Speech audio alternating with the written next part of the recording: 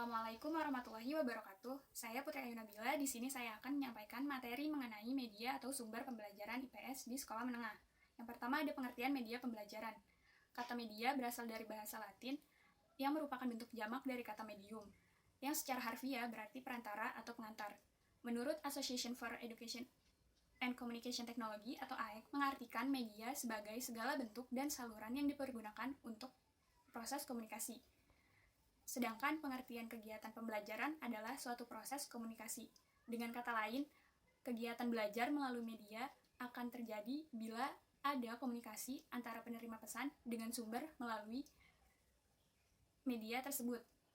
Jadi dapat disimpulkan, media pembelajaran merupakan wahana penyalur pesan atau informasi belajar.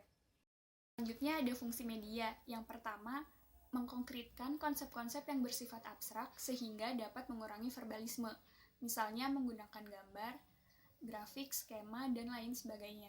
Yang kedua, membangkitkan motivasi, sehingga dapat memperbesar perhatian individual siswa untuk seluruh anggota kelompok sebab jalannya pelajaran tidak monoton dan tidak membosankan. Yang ketiga, memfungsikan seluruh indera yang ada pada siswa. Yang keempat, mendekatkan teori atau konsep dengan realita yang sukar diperoleh dengan cara-cara lain selain menggunakan media pembelajaran. Yang kelima, meningkatkan kemungkinan terjadinya interaksi antara siswa dengan lingkungannya, misalnya dengan menggunakan observasi, karya wisata, dan lain sebagainya. Yang keenam, meningkatkan keseragaman dalam pengamatan. Yang ketujuh, menyajikan informasi belajar secara konsisten dan dapat diulang maupun disimpan sesuai kebutuhan, misalnya berupa rekaman, foto, modul, dan lain sebagainya. Selanjutnya, jenis-jenis media pembelajaran. Yang pertama, media visual, seperti gambar, diagram, bagan, chart, dan grafik. Yang kedua, media audio, seperti suara guru, suara kaset, atau recorder player. Yang ketiga, media audio visual, seperti televisi, film, atau video.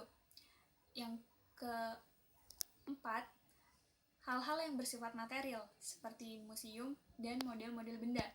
Yang kelima, gerak, sikap, dan perilaku, seperti simulasi dan bermain peran. Yang keenam, media cetak, seperti buku, koran, majalah, modul, dan lain sebagainya. Jenis media yang dapat disiapkan oleh guru IPS. Yang pertama, media visual yang tidak diproyeksikan, seperti gambar diam, grafik, model, serta realita. Yang kedua, media visual yang diproyeksikan, seperti overhead proyektor, film slide, atau film strip. Yang ketiga, media audio, seperti record player, open reel tape recorder, dan kaset tape recorder. Yang keempat, sistem multimedia, seperti penggunaan komputer untuk program PowerPoint atau CD dalam pembelajaran. Yang kelima, simulasi dan permainan. Baik, perkenalkan, nama saya Nasiro. Di sini saya akan membahas materi tentang sumber ilmu pengetahuan sosial yang berasal dari lingkungan. Menurut pengalaman saya waktu sekolah, sumber ilmu pengetahuan sosial itu terpaku kepada buku paket LKS dan belajar di kelas saja, tidak memanfaatkan lingkungan yang ada di sekitar sekolah. Seharusnya kita belajar ilmu pengetahuan sosial itu memanfaatkan lingkungan yang ada di sekitar sekolah. Misalkan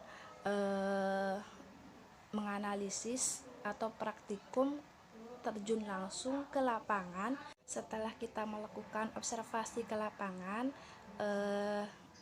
secara langsung siswa tersebut mendapatkan suatu pembelajaran, yaitu bagaimana cara berpikir kritis, bagaimana menyelesaikan suatu permasalahan yang ada di lingkungan sekolah, dan bagaimana berinteraksi kepada masyarakat. Nah, sehingga siswa tersebut lebih peka terhadap lingkungan yang ada di sekitar. Terima kasih. Nama saya Nurul Prihatini. Di sini saya akan memaparkan materi mengenai sumber-sumber belajar IPS yang berasal dari ilmu sosial lainnya. Yang pertama, ilmu ekonomi. Ilmu ekonomi merupakan studi mengenai bagaimana langkahnya sumber-sumber yang dimanfaatkan untuk memenuhi keinginan-keinginan manusia yang tidak terbatas. Yang kedua yaitu ilmu geografi.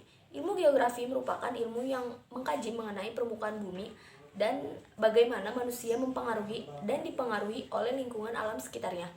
Di mana ilmu geografi ini mengkaji mengenai kehidupan sehari-hari manusia dengan lingkungan alam sekitarnya. Yang ketiga yaitu ilmu sosiologi. Ilmu sosiologi sering disebut dengan ilmu kemasyarakatan atau ilmu yang mempelajari tentang masyarakat yang di dalamnya mempelajari proses-proses sosial dan perubahan sosial yang terjadi pada masyarakat, yang tentunya dipelajari dalam ilmu pengetahuan sosial. Yang keempat, ilmu antropologi. Ilmu antropologi merupakan ilmu yang berusaha mencapai pemahaman mengenai manusia dengan mempelajari warna, bentuk fisik dari masyarakat dan budaya yang ada pada masyarakat. Antropologi sendiri terbagi menjadi dua. Yang pertama, antropologi fisik. Antropologi fisik ini memandang manusia atau mengkaji manusia melalui bentuk fisik seperti warna kulit, bentuk fisik, dan yang lainnya.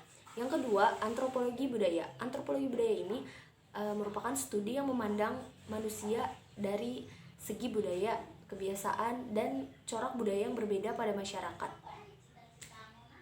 Yang kelima, ilmu sejarah. Ilmu sejarah merupakan studi yang membahas kehidupan manusia pada masa lampau, di mana jika kita mempelajari ilmu sejarah, kita akan menumbuhkan rasa kecintaan terhadap tanah air, rasa toleransi, dan yang lainnya.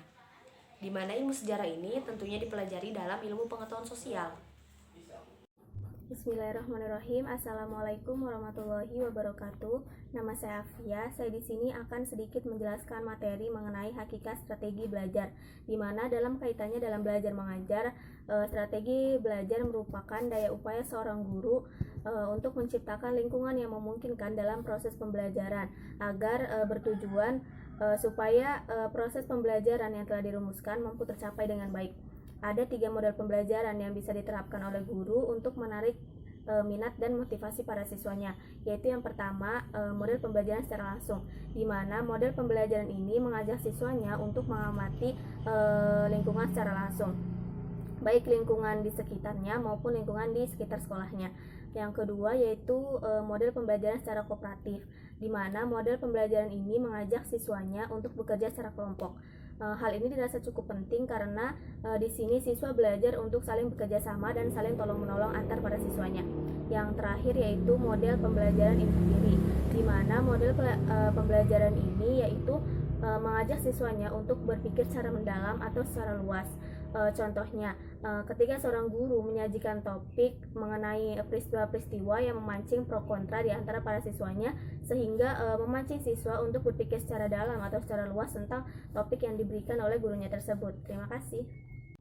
Baiklah, di sini saya akan melanjutkan materi mengenai penentuan strategi belajar mengajar IPS dalam konteks CBSA atau cara belajar siswa aktif dan keterampilan proses, di mana cara belajar siswa aktif ini pada hakikatnya yaitu menunjukkan keterlibatan siswa dalam proses pembelajaran baik secara mental, emosional maupun fisik.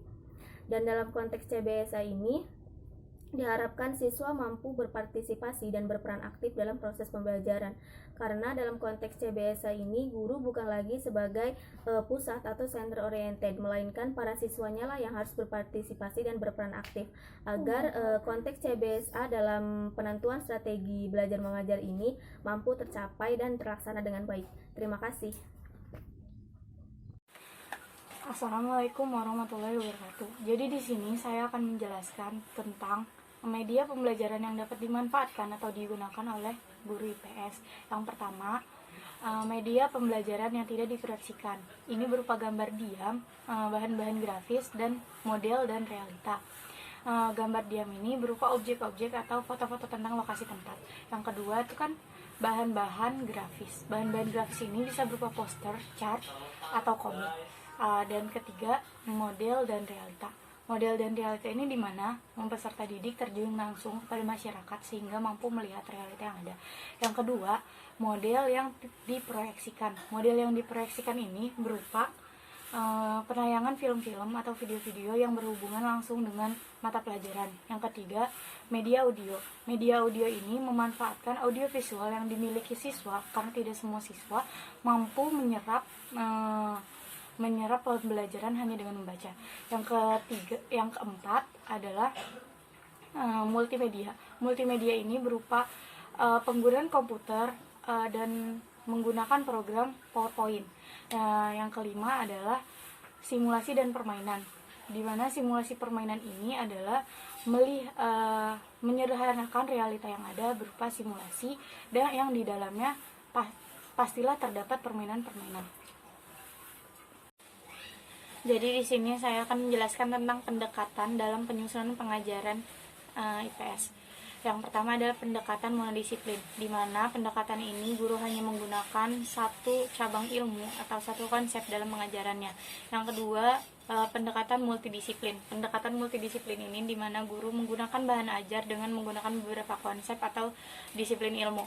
Yang ketiga ada pendekatan interdisiplin. Pendekatan interdisiplin hampir sama dengan multidisiplin, tetapi bedanya pada pendekatan interdisiplin pembelajaran saling terpadu atau saling terkait. Yang keempat, pendekatan lingkungan meluas atau pendekatan masyarakat meluas. Pendekatan masyarakat meluas ini adalah bahan ajar dimulai dengan cara mengenalkan anggota keluarga seperti adik, kakak, ayah, dan ibu. Lalu selanjutnya ada pendekatan tematik meluas. Pendekatan tematik meluas ini dimana bahan ajar dimulai dari studi kasus yang ada di dalam lingkungan atau tempat tinggal peserta didik. Yang terakhir ialah pendekatan situasi kehidupan. Pendekatan situasi kehidupan ini bahan ajar dimulai dengan melihat kenyataan-kenyataan yang ada atau realita yang ada di masyarakat.